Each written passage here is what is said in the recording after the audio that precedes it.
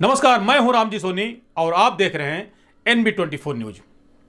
सूबे के मुखिया योगी आदित्यनाथ ने कहा कि समाजवादी पार्टी कहती थी कहीं बाबा साहब का स्मारक बनने नहीं देंगे, हम उसे तोड़ देंगे। क्या ये घोषणाएं ये लोग नहीं करते थे? ये लोग घोषणाओं में ये बात कहते थे, लेकिन आज बाबा साहब का सम्मान हो रहा है। बाबा साहब के मूल्यों आदर्शों के प्रति पूरा भारत उन्हें सम्मानित कर रहा है। देखिए क्या कहा मुख्यमंत्री योगी आदित्यनाथ ने। जब हम यहाँ पे आज बाबा साहब की पावन जयंती कार्यक्रम में जुड़े हुए हैं, याद रखना इतिहास की घटनाएं अपने आप में एक सबक भी होती है। और जो चर्चा यहां पे ब्रजलाल जी ने की थी,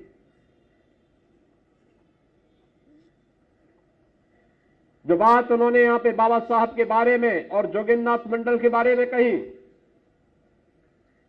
बाबा साहब भीमराव अंबेडकर अपनी महानता के कारण, राष्ट्रभक्ति के नाते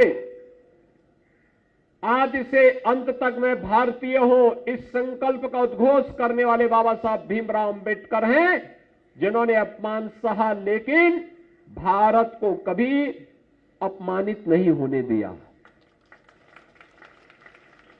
उन्होंने सामाजिक रूप से अपमान सहा होगा, लेकिन भारत को कभी अपमानित नहीं होने दिया।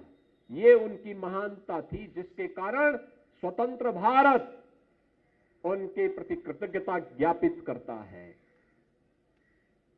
और ज्ञापित करने के कारण ही आज बाबा साहब भीमराव अंबेडकर की जयंती पूरे देश के अंदर मनाई जा रही है, भव्यता के साथ, सम्मानजनक के साथ। आपने देखा होगा कल बाबा साहब भीमराव अंबेडकर की जहां जहां प्रतिमाएं लगी हैं, जहां जहां पार्क हैं, जनप्रतिनिधिगण, सांसद, विधायक, जिलाधिकारी, पुलिस अधीक्षक, सीनियर अधिकारीगण उन पार्कों की सफाई में लगे हुए थे, मूर्तियों की सफाई में लगे हुए थे। और आज पुष्पांजलि कार्यक्रम के साथ पूरा प्रदेश जुड़ा हुआ है, पूरा देश जुड़ा हुआ है। यह है कृतज्ञता ज्ञापित करने का सबक, यह है कृतज्ञता ज्ञापित करने का परिणाम। देश के अंदर बाबा साहब की पूजा हो रही है, लेकिन मैं कहता हूं इनमें से एक भी व्यक्ति नहीं बता सकता कि जोगिंद्रनाथ मंडल कब पैदा हुए और कब उनकी मृत्यु हुई और कहां हुई। मुझे लगता है ब्रजलाल जी जैसे कुछ पढ़े लिखे लोगों को छोड़ दें तो स्वाभाविक रूप से कोई नहीं, क्योंकि वो तो इतिहास के सबक के बारे में उन्होंने लिखा भी इसके बारे में। इतिहास की गलतियां हमें माफ नहीं करती है।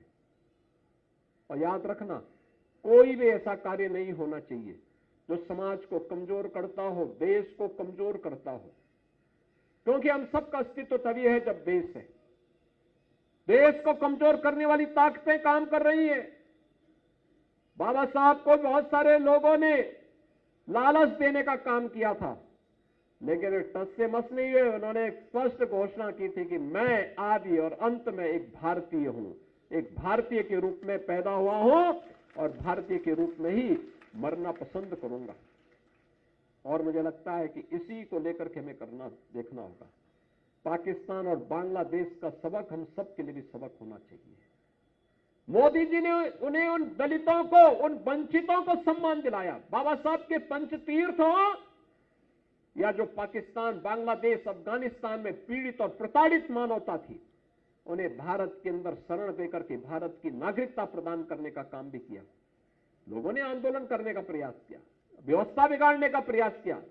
इस कांग्रेस से समाजवादी पार्टी, बाबा साहब के जीते जीते ये लोग उन्हें अपमानित करते रहे और उनके न रहने के बाद उनके मूल्य और आदर्शों को कहीं स्थापित न होने दे, इसके लिए इन्होंने कार्य किया। बाबा साहब का स्मारक दिल्ली में नहीं बनने दिया। ये समाजवादी पार्टी कहती थी कि बाबा साहब का कहीं स्मारक बनेगा तो हम उसको तोड़ेंगे, क्या क्या घोषणाएं ये लोग करते थे। लेकिन आज बाबा साहब को सम्मान मिल रहा है। बाबा साहब के मूल्य और आदर्शों के प्रति पूरा भारत आज उन्हें सम्मानित कर रहा है और कृतज्ञता ज्ञापित कर रहा है। हम सब बाबा साहब के मूल्यों के प्रति जागरूक हों। जिन्होंने कहा था, उन्होंने कहा था शिक्षित बनो, शिक्षा के प्रति जो उनका आग्रह था, शिक्षित रहेंगे तो हम लोग भटक नहीं पाएंगे। आज सरकार सुविधा दे रही, हमें उसका लाभ लेना चाहिए, अपने बच्चों को पढ़ाना चाहिए। बाबा साहब के समय में तो उसका भी अभाव था। उन्होंने सामाजिक रूप से संगठित होकर के कार्य करने के लिए भी कहा। हर एक वंचित और दलित को मदद करने के लिए कहा। आर्थिक रूप से समुन्नत बनने के लिए भी उन्होंने कहा। लेकिन इसका रास्ता शिक्षा से ही आगे बढ़ता है, और उस मार्ग का अनुसरण अगर हम कर सकते हैं तो निश्चित ही आने वाली पीढ़ी को एक उज्जवल भविष्य हम दे पाएंगे।